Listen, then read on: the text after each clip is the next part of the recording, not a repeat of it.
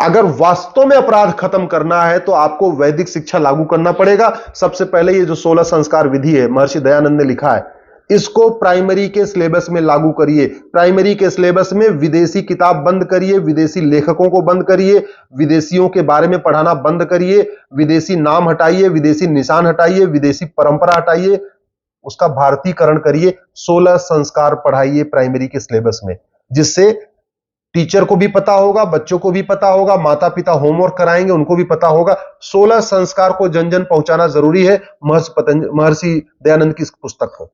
दूसरा, अगर आपको अपराध खत्म करना है, महर्षि दयानंद सरस्वती ने यथा सत्यार्थ प्रकाश लिखा है, इसको प्राइमरी के सिलेबस में डालिए। सत्यार्थ प्रकाश पढ़ेगा बच्चा, उसका दिमाग ठीक होगा, मन शांत होगा। ओम। सभी को प्रणाम। आइए अपनी कक्षा को विधिवत प्रारंभ करते हैं। सभी जन सीधे बैठ जाइए, आंखों को कोमलता से बंद कर लीजिए।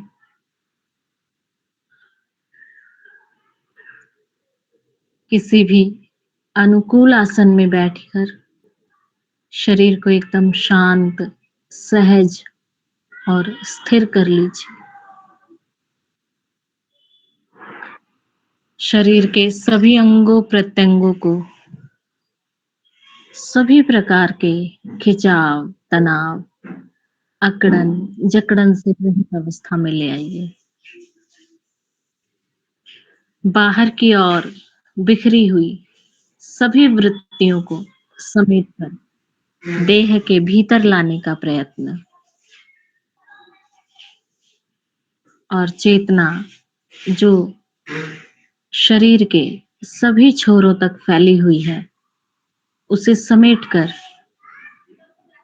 ऊपर की ओर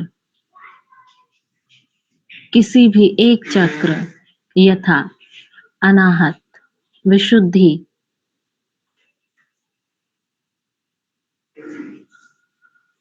नासिकाग्र, भ्रूमध्य, इनमें से किसी भी अंग में संपूर्ण चेतना को समेटने का प्रयत्न।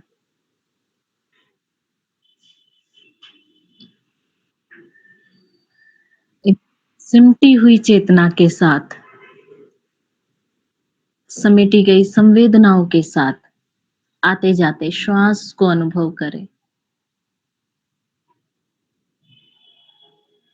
स्वतंत्र रूप से, निर्बाध रूप से आता जाता श्वास प्रश्वास, उसके साथ ओम शब्द को जोड़ दीजिए। श्वास आए ओम, श्वास जाए ओम।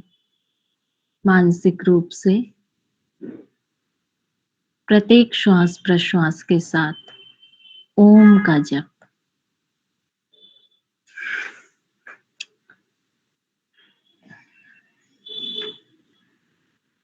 ओम ईश्वर का निज नाम, ईश्वर के निज नाम के जप के साथ ईश्वर की उपस्थिति, ईश्वर की अनुभूति, ईश्वर की सत्ता को अपने बाहर भीतर सब और अनुभव करने का प्रयत्न। सर्वकर्ता, सर्वज्ञाता, सर्वेश्वर प्रभु मेरे बाहर भीतर सब और व्याप्त हो रहा है।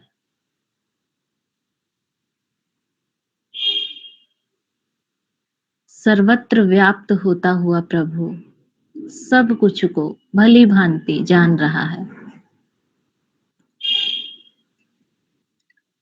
सर्वज्ञ, सर्वेश्वर, सर्वशक्तिमान प्रभु से जुड़कर सब सामर्थ्यों, सभी प्रकार की अनुकूलताओं, सभी प्रकार के ऐश्वर्यों, स्वास्थ्य आदि के लिए प्रभु को धन्यवाद देवें। सभी प्रकार की सद्विद्याओं, सद्प्रेरणाओं के लिए प्रभु को बारंबार धन्यवाद देवें। ईश्वर से प्रार्थना करें, उसकी सन्निधि, उसका सानिध्य और उसकी समीपता की प्राप्ति के सभी साधन, संसाधन, सद्प्रेरणाएं वह दयाल निरंतर हमें देता रहे।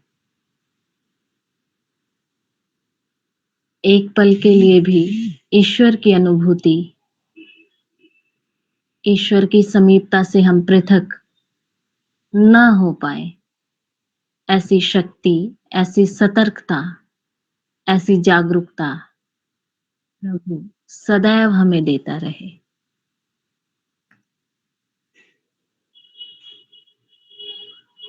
सदैव हमारे हृदयों में विराजमान प्रभु हमें अपने और अधिक समीप और अधिक प्रिय बनने की शक्ति, सामर्थ्य देता रहे।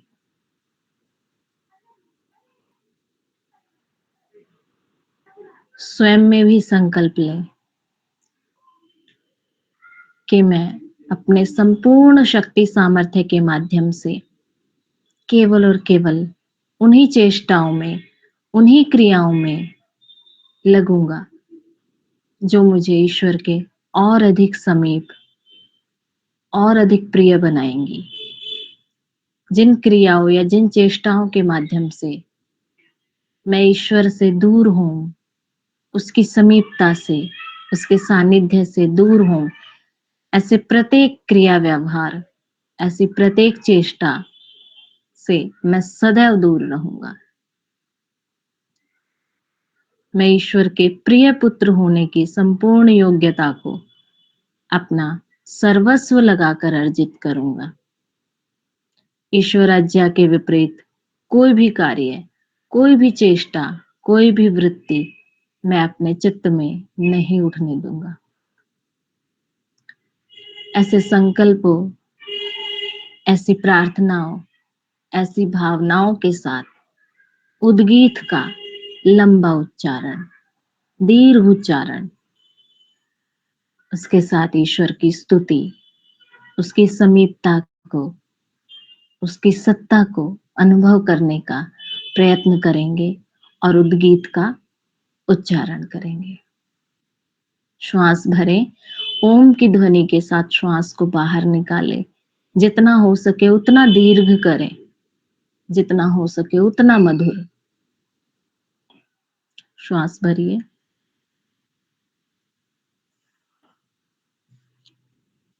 ॐ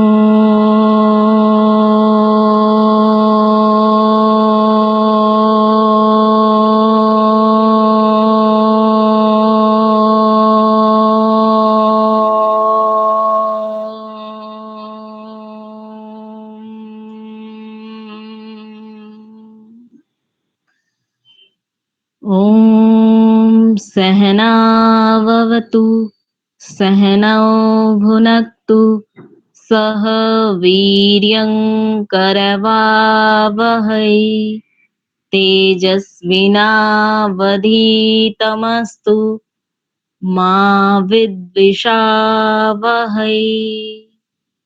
ॐ शान्तिः शान्तिः शांति।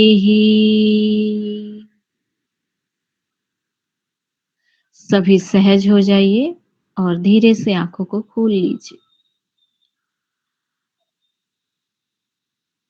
आगे की कक्षा का संचालन राजन जी करेंगे। ओम। ओम। आप सभी को सादर प्रणाम। संस्कार विधि स्वाध्याय 21 कक्षा में आप सभी का स्वागत है। हम ब्रह्म यज्ञ प्रकरण को देख रहे थे। इसके अंतर्गत आज हम उपस्थान नामक प्रकरण के अंतिम मंत्र पर विचार करेंगे। मंत्र का उच्चारण आदि हमने कल देख लिया था। आइए सीधे इसकी भाष्य की ओर चलते हैं। चक्षुः यत सर्वदृक्। भगवान को चक्षु क्यों कहा जा सकता है, क्यों कहा जाना चाहिए? जो सर्वदृक्, सबकी आंख है, इसलिए परमात्मा चक्षु है। यत सर्वदृक्, सबकी आंख है परमात्मा। ऐसा अन्य कोई नहीं हो सकता, ऐसा कोई एक देशीय जीव कदापि हो ही नहीं सकता। चाहे वो जितना बड़ा योगी हो जावे, चाहे जितना बड़ा योगेश्वर हो जावे, चाहे जितनी समाधियां लगा लेवे, सर्वदृक नहीं हो पाएगा। क्योंकि ब्रह्मांड आदि ही देखें अनंत है। यदि हम केवल मात्र वर्तमान में हम लोग जिस पृथ्वी पर विद्यमान है, यदि इस पृथ्वी पर ही देखें, तन एक बार हम विचार करें कितने प्रकार के जीवों के देह विद्यमान हैं। क्या हम सबके दृष्टा हैं? क्या हम केवल इस पृथ्वी मात्र के सर्वदृक हैं? क्या हो सकते हैं अपना समूचा सामर्थ्य लगाने पर भी? कितने प्रकार की वनस्पतियां हैं, कितने प्रकार की औषधियां हैं। अन्य तो छोड़िए, इतने प्रकार के पुष्प और पुष्पों की संरचना और उनकी चित्रकारिता इतनी विचित्र है, इतनी विचित्र है, सामान्य बुद्धि कल्पना तक ना कर पावे ऐसे। इसलिए एक बात कही जाती है, हमारे बड़े लोगों के, जिनको हम अपने बड़े बूढ़े कह देते हैं, हम अपने अग्रजों के मुख से एक बात सुनते हैं, हम अपनी जो हमसे पहली पीढ़ी उनके मुख से हम एक बात सुनते हैं, कोई देखे ना देखे वो अवश्य देख रहा है। ना भी सुने तब भी यदि हम कुछ अनुचित चेष्टा में युक्त होते हैं, तब हम सबको ये बोध हो रहा होता है, कोई तो है जो देख रहा है। चहुर दृष्टि हम डालते हैं, खूब अच्छे से निरीक्षण कर लेते हैं, कोई नहीं है, फिर भी भीतर के हृदय की गति का कंपन इतना तीव्र होता जाता है, श्वासों की गति इतनी तीव्र होती जाती है, तब भीतर ये प्रकट हो रहा होता है हम सबको, कोई है जो देख रहा है। इसलिए सर्वदृक् देवहितम, देवेभ्यो हितम, दिव्य गुणवताम धर्मात्मनाम विदुषाम स्वसेवकानां च हितकारी वर्तते यत। जो देवेभ्यो हितम, देवों का, विद्वांसो वै देवाः, देने वाले को देव कहते हैं। अच्छा, कौन से देने वाले को? जिसके देने से उन्नति का मार्ग प्रशस्त होता है। जैसा कि देने वाले तो आप शब्द भी तो कहते हैं, अगर एक प्रकार से देखें वो भी तो दिया ही जा रहा है ना, तो क्या उससे उन्नति होती है? क्या उससे उत्कर्ष की ओर जाते हैं? जिससे उन्नति का मार्ग प्रशस्त हो, उनकी देव संज्ञा है। दिव्य गुणों की, दिव्य गुण युक्त जो आचरण है, ऐसे लोगों की देव संज्ञा है।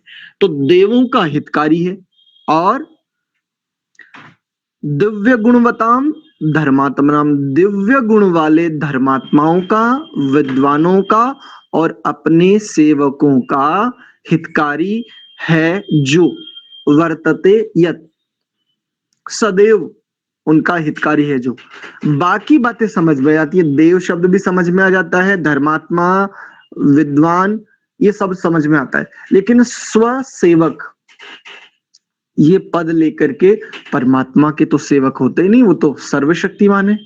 यहां पर ये स्व सेवक का क्या तात्पर्य है? आप में से किसी को स्पष्ट है? मैं चाहूंगा कि आप भी कोई स्पष्ट करें। जो हमारे परिचित जन होते हैं, जो हमारे चारों ओर होते हैं, जो हमको कुछ सहयोग करते हैं वो। हम्म हम्म सेवा शब्द को समझ लें हम। यदि हम सेवा शब्द को समझ लें तो हमें सेवक समझ में आ जाएगा, क्योंकि सेवा करने वाले को सेवक कहा जाता है।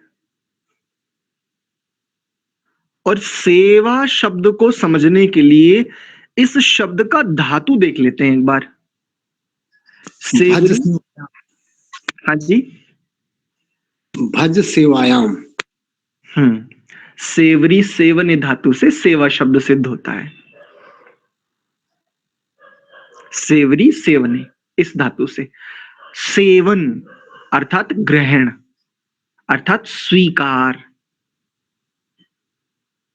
जो परमात्मा के अनुशासन को स्वीकार करते हुए अपने जीवन में ग्रहण कर लेता है वही परमात्मा का सेवक हो जाता है। उसी के लिए स्व सेवक ऐसे पद का प्रयोग किया जाता है। सेवा ग्रहण करने का नाम है। किसको? अनुशासन को, तंत्र को, व्यवस्था को। वर्तमान में हम देखें, किसी भी तंत्र को स्वीकार करके हम कुछ ना कुछ कार्य करते हैं, जिसे हम नौकरी कहें, व्यापार कहें, अन्य कोई कार्य, कृषि आदि कार्य कहें, अध्यापन कहें, जो भी, किसी ना किसी तंत्र को तो स्वीकार करते ही है ना। और तंत्र को स्वीकार करके जो हम देते हैं वही तो सेवा है। और इस सेवा देने वाले को ही सेवक कहा जाता है। तो जो परमात्मा के अनुशासन को ठीक ठीक जानते हुए स्वीकार कर लेता है वह परमात्मा का स्व सेवक हो जाता है, अपना सेवक हो जाता है। वैसे परमात्मा को हम मनुष्यों की भांति सहयोगियों की आवश्यकता नहीं है अपने कार्य करने के लिए। उसके स्वयं के अनंत कार्य हैं। यद्यपि लाक्षणिक दृष्टि से 3-4 मुख्य मुख्य कार्य कह दिए जाते हैं: जगत निर्माण, संचालन, प्रलय, जीवों के कर्मानुसार यथावत न्याय पूर्वक फल प्रदान इत्यादि। यद्यपि कुल यही कह दिया जाता है मुख्य रूप से, वैसे देखें तो अनंत कार्य है।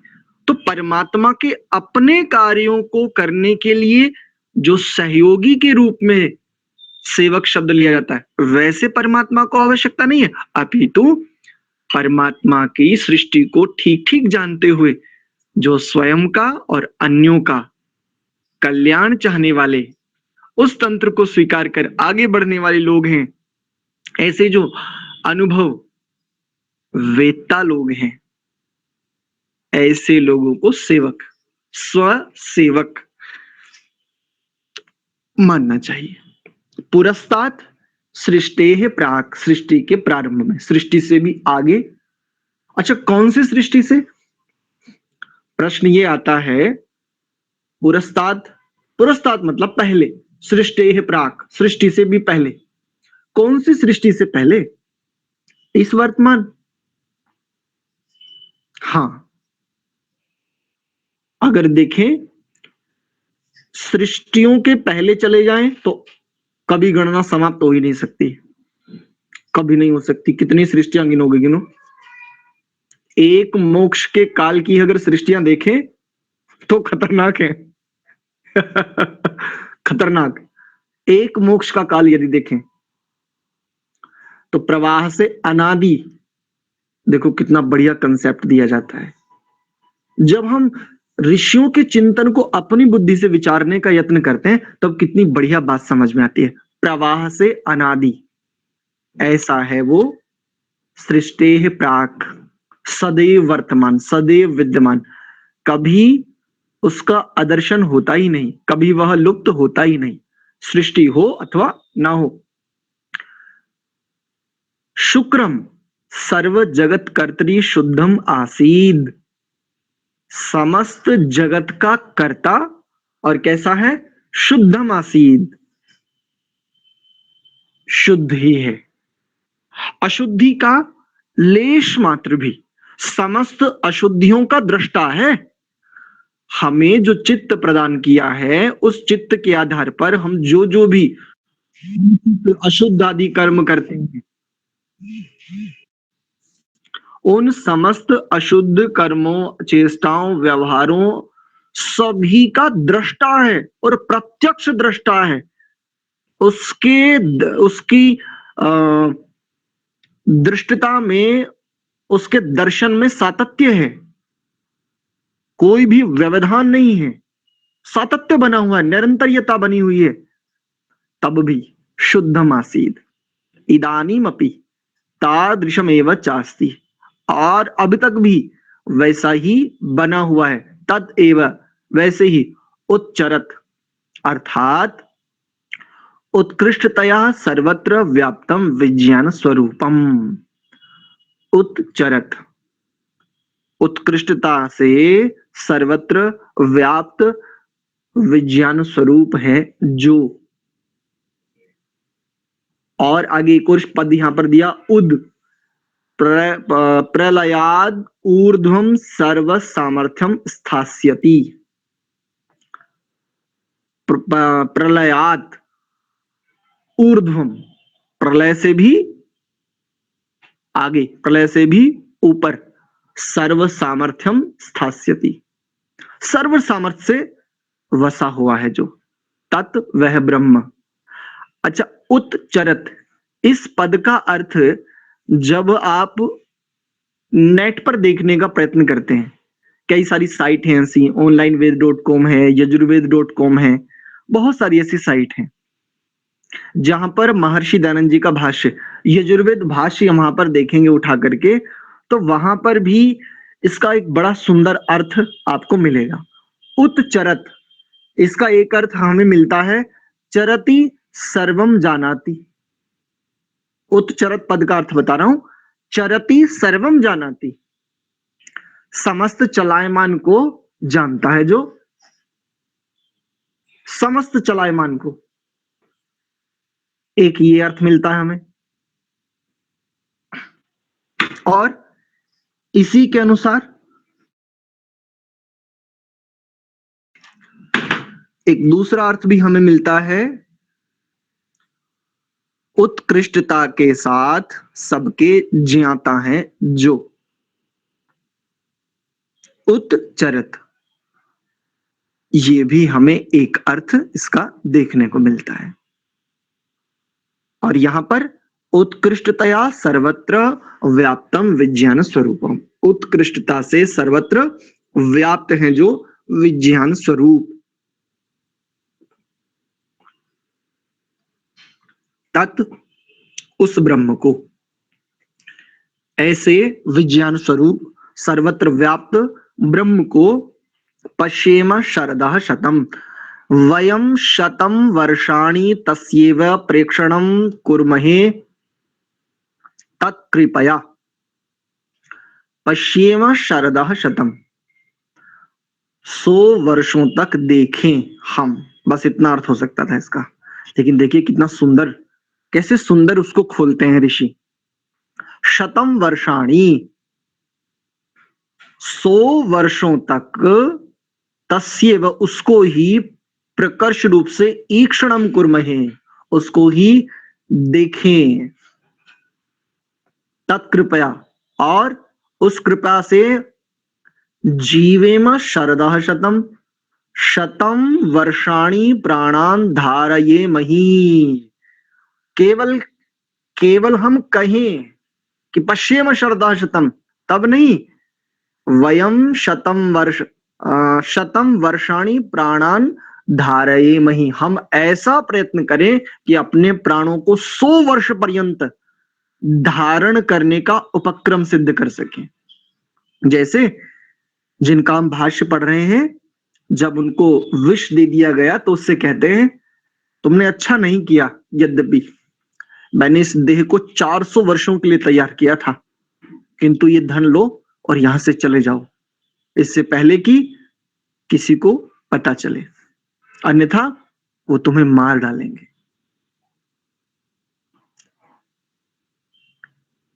क्या इससे उत्तम क्षमा हो सकती है? एक प्रश्न भी यहां पर आता है, महर्षि जी ने क्षमा क्यों किया? ये तो न्याय का उल्लंघन है। नहीं, महर्षि जी की दृष्टि में कदापि न्याय का उल्लंघन नहीं है। वो संन्यास व्रती थे। अंतिम समय में भी उन्होंने अपने अनुशासन का, अपने नियम का उल्लंघन नहीं किया। अंतिम समय में भी तनिक भर, जिसने 400 वर्षों के लिए किसी व्यवस्था को तैयार किया हो और उसकी व्यवस्था को कुछ वर्षों में समेट दिया जाए, बिल्कुल तहस नहस कर दिया जाए, कितना क्रोध आना चाहिए उसे, सारा अनुशासन, सारी मर्यादाएं भूल जाना चाहिए ना। लेकिन तब भी उसके प्राणों के विषय में विचार करते हैं, कहते हैं ये धन लो और शीघ्रता से निकल जाओ, अमुक मार्ग से जाना। यहां पर भी अनुशासन को, तंत्र को, व्यवस्था को, अपनी मर्यादा को निभा रहे हैं। और परमात्मा से तनिक भर भी, लेश मात्र भी कोई द्वेष नहीं है, उससे कोई नाराजगी, कोई रुष्टता नहीं है, अपितु प्रसन्न होते हैं। आहा हा, तूने अच्छी लीला की, तेरी इच्छा पूर्ण हो। परमात्मा में इच्छा ये प्रश्न बड़ा आता है मेरे भीतर, तो बड़ा ये प्रश्न आता था। परमात्मा को महर्षि जी कह रहे तेरी इच्छा पूर्ण हो, परमात्मा की कोई इच्छा भी है क्या? तो इसका मतलब उसमें तो अपूर्णता भी है। तेरी इच्छा पूर्ण हो, इस बात को महर्षि जी कह रहे हैं, ये बात समझ में नहीं आती थी।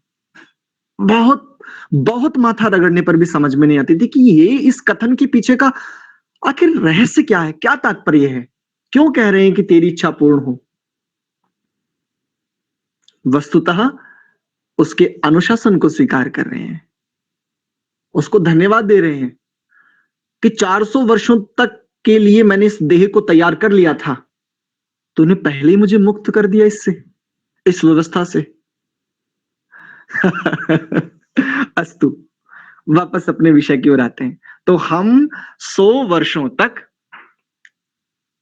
अच्छा 100 वर्षों तक प्राणों को धारण करने का उपक्रम सिद्ध करें, अर्थात हमारा आचार, विचार, व्यवहार, आहार ऐसा हो जिससे हम अपने प्राणों को 100 वर्षों तक धारण कर पा सके, कर पाए। ऐसी व्यवस्थाएं हम देखते हुए चलें। उद्पद हो गया था बेटा, प्रलयाद ऊर्ध्वम सर्व सामर्थ्यम स्थास्यति। प्रलय के भी ऊपर जो सर्व सामर्थ्य से सदैव विद्यमान रहता है, हो गया था बेटा ये पद तो। आगे देखिए, श्रृणुयाम शरदः शतम, ये पद है यहां। तस्य गुणेषु श्रद्धा विश्वासवंतो वयम तम एव शृणुयाम, तथा च तद ब्रह्म तद गुणांश्च तस्य गुणेषु, उसके गुणों में, श्रद्धा विश्वासवंतः, श्रद्धा पूर्वक विश्वास करते हुए, वयम हम, तम एव, उनको ही शृणुयाम, सुने, उनको ही सुने। किसके गुणों को? परमात्मा के गुणों को।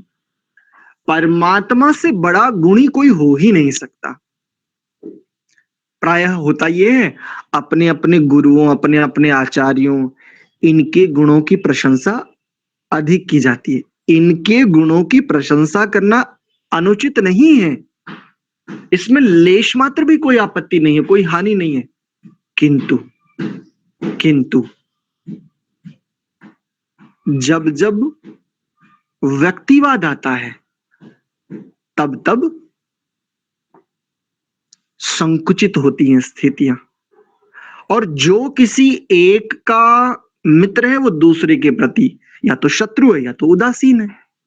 प्रायः करके संगच्छध्वम संवदध्वम वाली बात सिद्ध नहीं हो पाती। क्यों? मैं उस आचार्य का शिष्य हूं, मेरे आचार्य ने जो कहा बस वही ठीक है। नहीं नहीं, तुम्हारे आचार्य ठीक नहीं कहते, मेरे वाले ठीक कहते हैं। अरे तुम दोनों भले मानुसो झगड़ते क्यों हो? तुम दोनों के आचार्यों का जो मुख्य तंत्र है वो वेद ही है ना, वही एक परमात्मा है ना, वही ऋषि है ना। तो फिर आपस में वैमनस्य क्यों? अपने अपने गुरुओं के गुणों को जानकर के प्रेरणा लेने के लिए आप स्वयं आगे बढ़िए, कोई आपत्ति नहीं है। लेकिन जब आप सार्वजनिक जीवन में प्रवेश करें, तब तब गुणों पर जो चर्चा हो परमात्मा के गुणों पर चर्चा होनी चाहिए। अब चाहे जिस आचार्य का शिष्य हो, परमात्मा से किसी की अप्रीति होगी ही नहीं परमात्मा के प्रति किसी की उदासीनता होगी ही नहीं। यदि किसी आचार्य का भी शिष्य है, किसी भी गुरु से तनिक भर भी किंचित मात्र भी पढ़ा है तो, इसलिए तस्य गुणेषु, उसके ही, तमेव, ये जो पद है ना यहाँ पर तमेव, उसके ही, स्पष्टता है बिल्कुल, विकल्प नहीं रखा है। ऋषियों के गुणों को भी तो कहा जा सकता था, ऋषियों के गुणों को भी तो कहा जा सकता था, लेकिन देखो ऋषियों के जीवन से भी एक बढ़िया समाधान मिलता है। वो क्या कहते हैं, यान्यस्माकं सुचरितानि तानि त्वयोपास्यानि नोइतराणि। हमारे जीवन में भी यदि कुछ प्रतिकूलता देखो, कुछ भी अवनति कारक देखो ना, ध्यान ही मत देना। जो जो सुचरित है बस वही तुम्हारे लिए ग्रहण करने योग्य है। अन्यत्र जीवन में बहुत कुछ चलता है, कभी सब में उलझ के रह जाओ। तुम्हारे आचार्य ने वैसा कर दिया, तुम्हारे आचार्य के ऊपर ये दोष हो गया, उनके ऊपर ये आरोप है। किसके जीवन में आरोप नहीं है, किसका जीवन निष्कलंक है? बस अंतर इतना सा है, किसी का प्रकट हो गया, किसी का अप्रकट रहा, किंतु निष्कलंक तो कोई ना है ना, कोई है ही नहीं। और यदि कोई है वर्तमान में, केवल वर्तमान में, क्या सदैव निष्कलंक रहा है? ऐसा कोई कर्म, ऐसी कोई चेष्टा, ऐसा कोई व्यवहार था ही ना जो कभी हुआ नहीं था। वो भी इस यात्रा को तय करके यहां तक पहुंचा है। इस दृष्टि से, व्यापकता से, सर्वदृक् दृष्टा की दृष्टि से जब देख करके हम विचार करते हैं, तब समझ में आती है संगच्छध्वम की सार्थकता कब सिद्ध हो सकती है, समवदध्वम की सार्थकता कब सिद्ध हो सकती है। अपने आचार्य के निष्ठावान शिष्य बने रहने में कोई आपत्ति नहीं है, कदापि आपत्ति नहीं है, किंतु सार्वजनिक जीवन में उस निष्ठा को पकड़ो जिस निष्ठा के साथ प्रत्येक आचार्य के शिष्यों का एक ही भाव बने। मैं हूं, मेरे साथ अन्य कई अन्य लोग हैं, अलग अलग आचार्यों, अलग अलग गुरुकुलों के पढ़े स्नातक इत्यादि हैं अपने अपने आचार्यों की चर्चा करेंगे, कहीं ना कहीं कुछ ना कुछ या तो विरोधाभास आएगा, या तो द्वेष आएगा, या तो उदासीनता आएगी। किंतु सभी गुरुओं से पढ़े हुए, अलग अलग दृष्टियों से चिंतन किए हुए, और परमात्मा के गुणों में, परमात्मा के गुणों का उत्कृष्टता से, उत्कृष्ट रीति से चिंतन प्रस्तुत करेंगे, विचार मंथन करेंगे, कितनी सुंदर बात निकल करके आएगी। इसलिए कहा तथा च तद ब्रह्म तद गुणांश, जैसा वह ब्रह्म है वैसे ही उसके गुण हैं। प्रब्रवाम शरदः शतम अन्येभ्यो, यहां से देखिए, अन्येभ्यो मनुष्येभ्यो नित्यम उपदिशेम, अन्य मनुष्यों को भी ऐसा ही सदैव उपदेश करें। अपनों की प्रशंसा तो सब करते ही हैं, अपनों की प्रशंसा में कोई आपत्ति नहीं है, किंतु इसे संकुचित दृष्टि होती है। मैं मेरे समीपस्थों की, जिसको मैं अपना कह रहा हूं थोड़ी देर के लिए, उनकी प्रशंसा करूंगा, अन्य लोगों की उसमें अधिक प्रीति ना होगी, किसी का द्वेष भी हो सकता है, कोई उदासीन भी रह सकता है। इसलिए प्रब्रवा, मैं किसका उपदेश करूं, तम एव, उसी परमात्मा का जो चक्षु है, जो सर्वदृक है, जो शुक्रम है, अत्यंत शुद्ध स्वरूपम, ऐसा जो ब्रह्म है, उसी का अन्येभ्यो मनुष्येभ्यो नित्यम उपदिशेम, अन्य मनुष्यों को भी वैसा ही प्रतिदिन सदैव निरंतर उपदेश करना चाहिए। उपदेश, कथन ही नहीं, कथन ही नहीं, आचरण से प्रयत्न, वाणी से कथन, आचरण से प्रयत्न, इसको कहते हैं उपदेश। केवल वाणी से कथन किया जावे, आचरण से प्रयत्न ना किया जावे, उपदेश अधूरा रह जाएगा, काम नहीं कर पाएगा, सिद्ध नहीं हो पाएगा। अदीनाः स्याम शरदः शतम् एवं च तद उपासनेन, इस प्रकार उसकी उपासना के द्वारा, तद विश्वासेन, उसके विश्वास के द्वारा, तत्कृपया, उसकी कृपा के द्वारा, च और उसकी कृपा के द्वारा, शत वर्ष पर्यंतम अदीनाः स्याम भवेम, हम दीनहीन ना हो, 100 वर्षों तक जीने वाले हों लेकिन दीनहीन ना हो। कब हो सकता है? उसकी उपासना के द्वारा, श्रद्धावंतः, उसके विश्वास के द्वारा। उसमें जितना अधिक विश्वास होगा, जितनी अधिक प्रीति होगी, मेरी परमात्मा में जितनी अधिक प्रीति है, जितना गहरा विश्वास है, निश्चित जानिए उतनी ही गहरी श्रद्धा भी बढ़ती जाएगी, बढ़ती जाएगी। अब इस विश्वास के साथ, और ये विश्वास घटित कैसे होगा? उपासना से। उपासना विश्वास को बढ़ाएगी और विश्वास उपासना को बढ़ाएगा। श्रद्धा, श्रद्धा बढ़ती जाएगी। तत्कृपया, और उसकी कृपा से, शत वर्ष पर्यंतम, 100 वर्ष पर्यंत अदीनाः स्याम, अधीन होकर के जिए, स्वतंत्र जिए, एकदम स्वतंत्र, स्वच्छंद नहीं। जैसे मैं तो मेरे आचार्य का शिष्य हूं, मैं स्वच्छंद जीऊंगा, किसी की क्या मजाल मेरे सामने कोई बोले।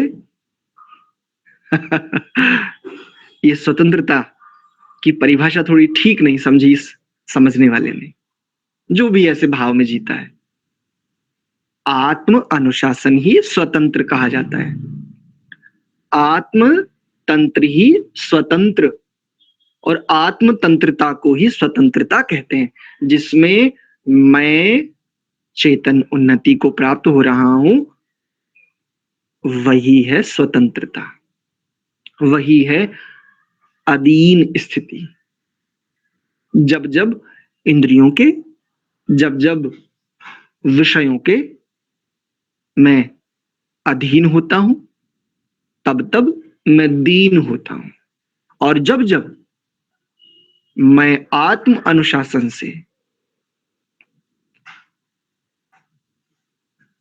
अवस्थिति में, निष्पक्ष, निष्काम, निष्कलंक, अनासक्त,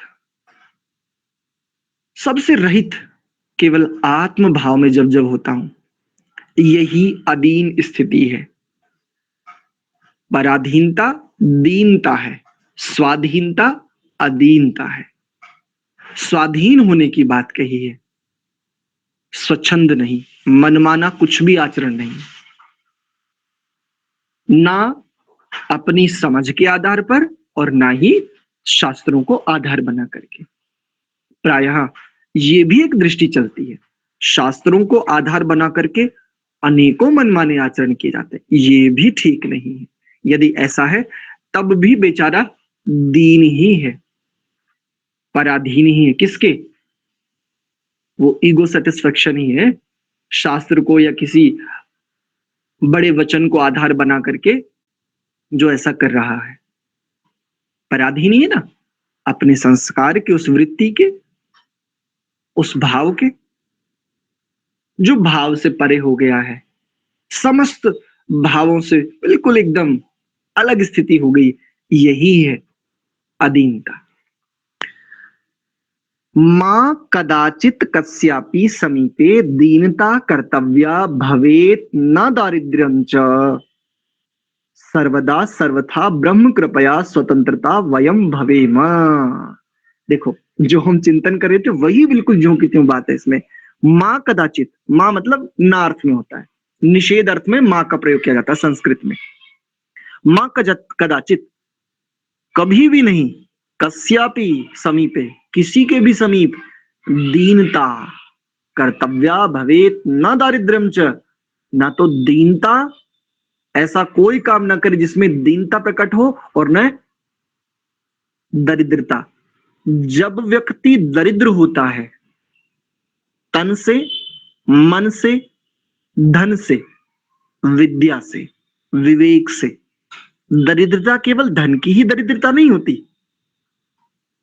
क्योंकि धन मुख्य धर्म का मुख्य आधार कहा जाता है धन को, किंतु दरिद्रता केवल धन की ही नहीं होती।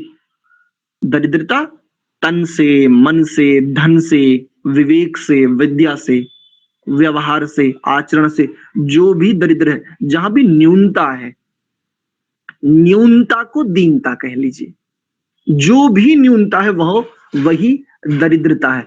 दारिद्र्यम च, और ऐसी दरिद्रता से कभी समीपता ना हो हमारी। कैसे हो? सर्वदा, सर्वथा, सदैव, समस्त कालों में ब्रह्म कृपया, परमात्मा कृपा से, ब्रह्म की कृपा से, उसकी अनुकंपा से स्वतंत्रा वयम भवेम, स्वतंत्रा, आत्म अनुशासन से जिए, आत्म अनुशासन में रहें, उसी में श्वास लें, अन्यों को भी उसी में श्वास लेना सिखाएं। कोई मेरा शिष्य बन जाए, इससे क्या हो जाएगा? मेरी कोई विशेष उन्नति हो जाएगी? भैया, शिष्य मत बनो, शिष्य बनने की सार्थकता को सिद्ध कर लो। आचार्य जी प्रणाम, क्या हो जाना इससे? कुछ कुछ विशेष लाभ नहीं होगा। हाँ, जो प्रणाम करने वाला, जो नतमस्तक हो रहा है, निश्चित ऐसा कथन करने वाला अपनी उन्नति के द्वार खोल रहा है। जो झुका है, निश्चित जानिए, जो झुका है, जो विनम्र हुआ है, उसके द्वार बिल्कुल स्पष्टता से खुल गए हैं, उसकी उन्नति के द्वार। और आगे क्या कहा? तथा भूयश्च शरदः शतात् वयम तस्य, ये देखिए यहां से, स्वतंत्र, बिल्कुल अभी हम जो विचार कर रहे थे, स्वतंत्र। भूयश्च शरदः शतात् वयम तस्यैवानुग्रहेण, भूयः शतात् शरदः, पदच्छेद करेंगे तो वयम तस्य इव अनुग्रहेण भूयः, हम सब लोग उसके ही अनुग्रह से, उसकी कृपा से, उसकी दया से, उसकी अनुकंपा से, भूयः शतात् शरदः, 100 वर्षों तक जिए रहे, उसकी अनुकंपा का लाभ उठावे। शतात् वर्षेभ्यः अपि अधिकम पश्येम, 100 वर्षों से भी अधिक। और देखें, दृष्टा बने रहे। आगे जीवेम, अब इधर आ जाते हैं,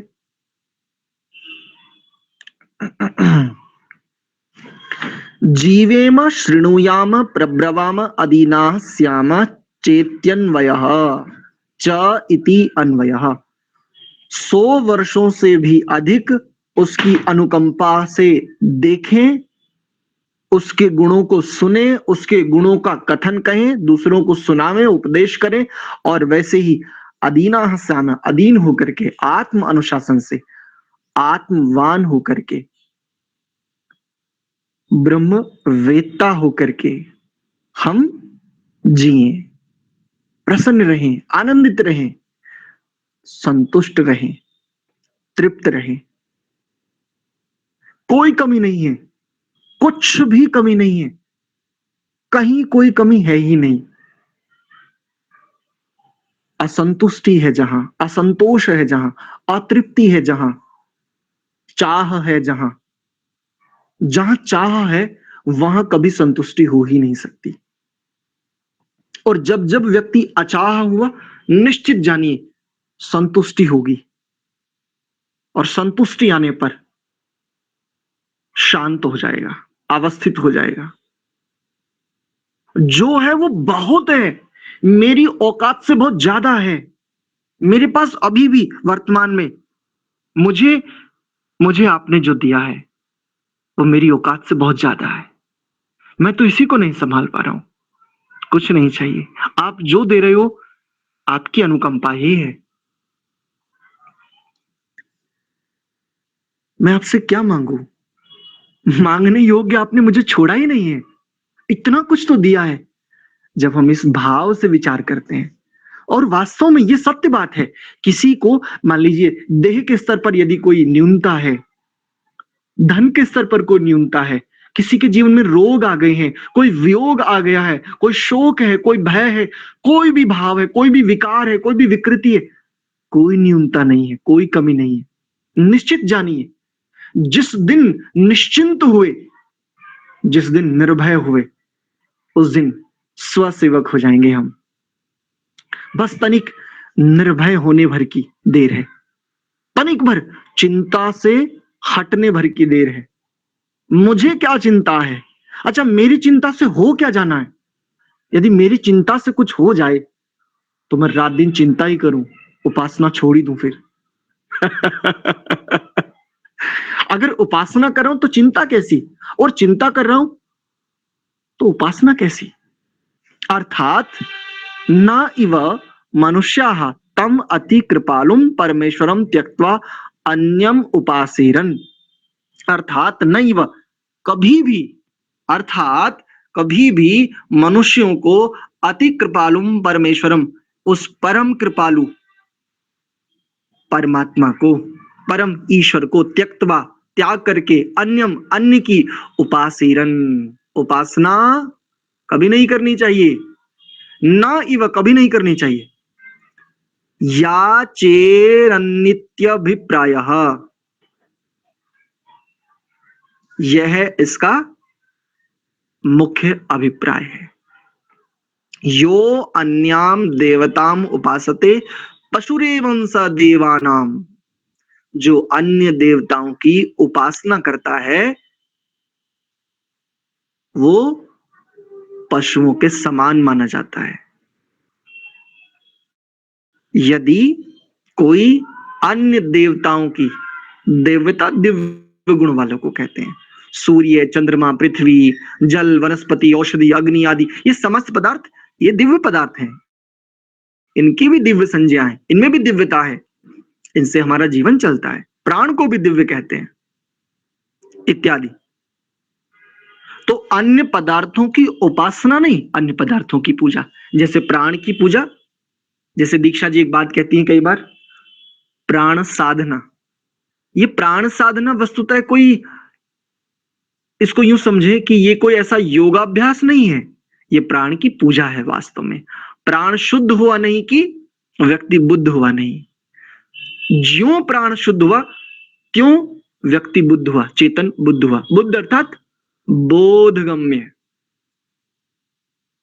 आत्मवान, ब्रह्मवेत्ता, जिसने ब्रह्म को जान लिया, ऐसा बोध युक्त।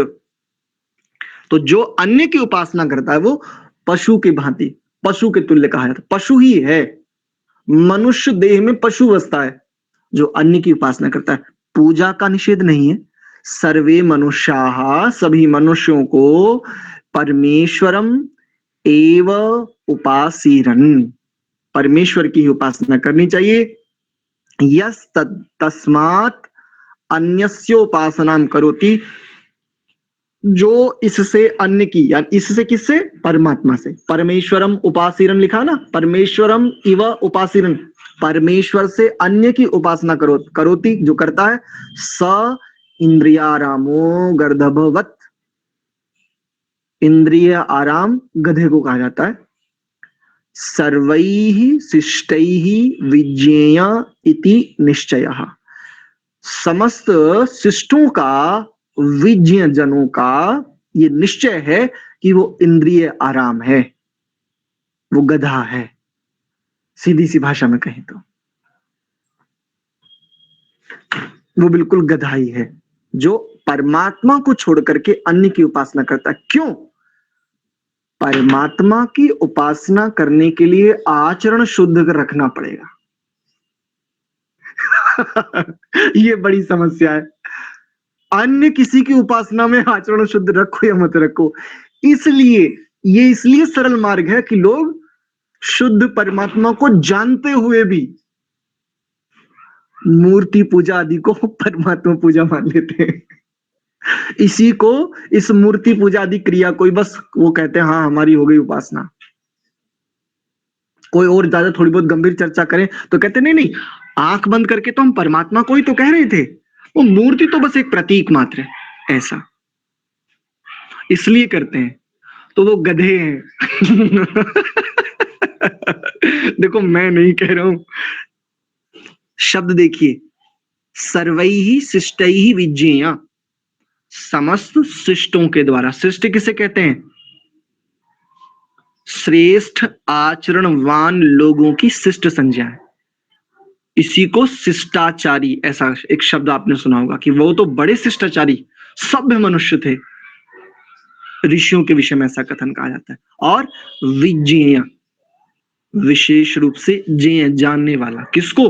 तो विज्ञेय शब्द जो है वो ब्रह्म को जानने वाले के लिए, समाधिस्थ पुरुष के लिए कहा जाता है। इति निश्चय, ऐसा उनका निश्चय। कृतांजलि ही अत्यंत श्रद्धालु भूत्वा एतैहि मंत्रैहि स्तुवन् सर्वकाल सिद्ध्यर्थम परमेश्वरम प्रार्थयेत्।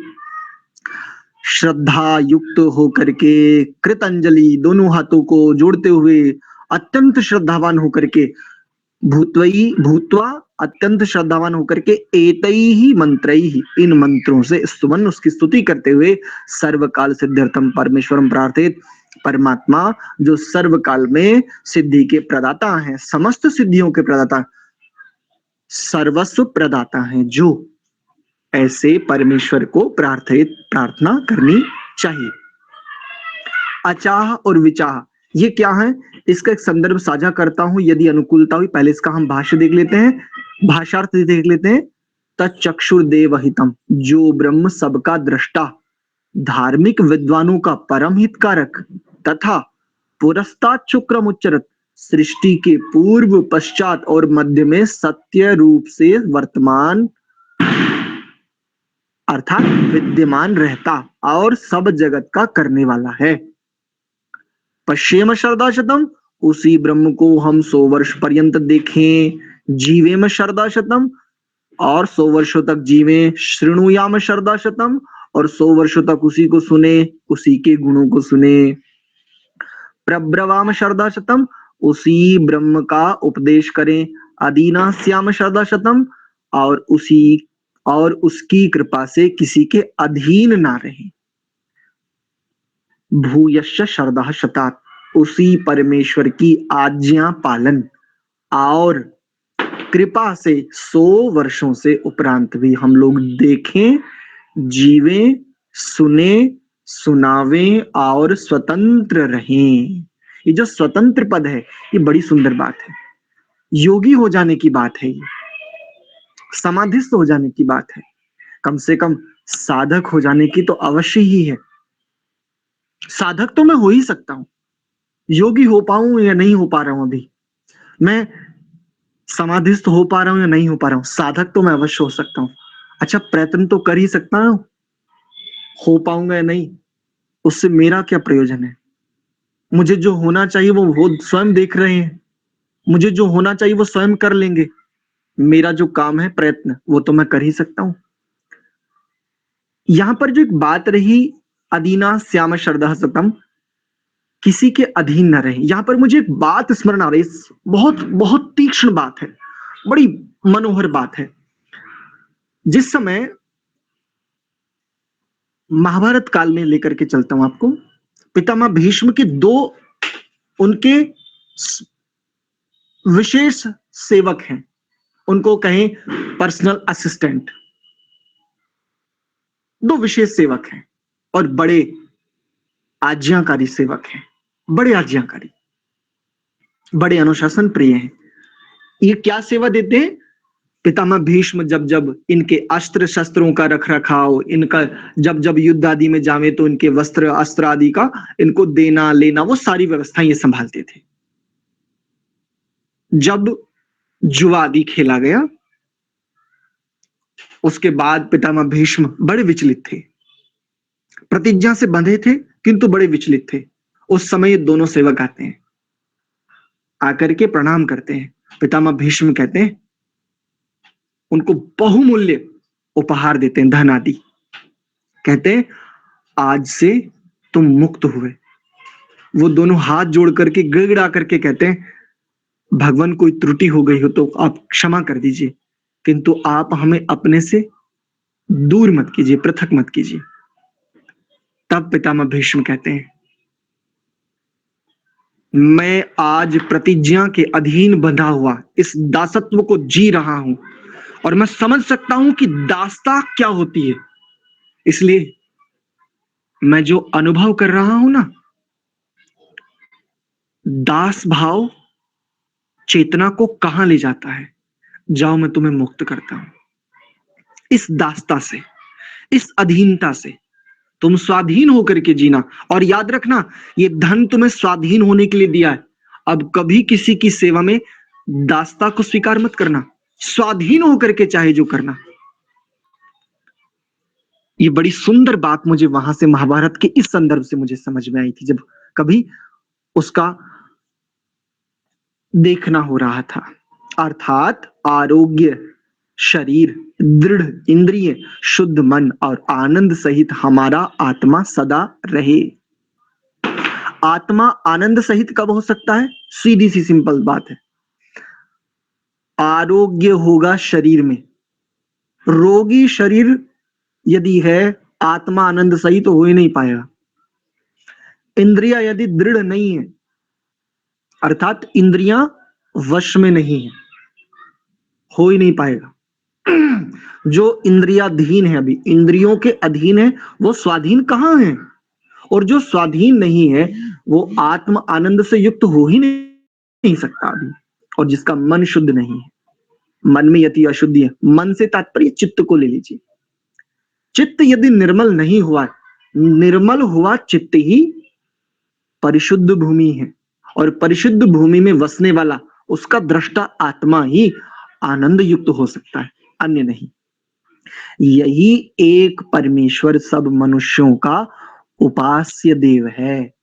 जो मनुष्य इसको छोड़ के दूसरे की उपासना करता है, वह पशु के समान होके सब दिन दुख भोगता रहता है। इसलिए प्रेम में अत्यंत मग्न होके अपने आत्मा और मन को परमेश्वर में जोड़ के इन मंत्रों से स्तुति और प्रार्थना सदा करते रहें। अतः गुरु मंत्र, इस विषय को हम कल देखेंगे। आज का विषय हम इतना ही रखते हैं, ठीक है। वो आपकी चाह और अचाह होने वाली जो बात है वो अभी रह गई है, तो अगली कक्षा में उसको पुनः साझा करेंगे। चलिए एक बार प्रणव का उच्चारण करते हुए आज की कक्षा को यहीं विराम देते हैं। फिर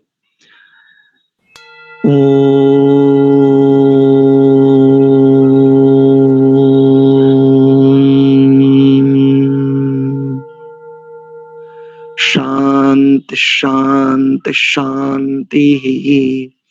आप सभी को बहुत बहुत धन्यवाद। सादर प्रणाम।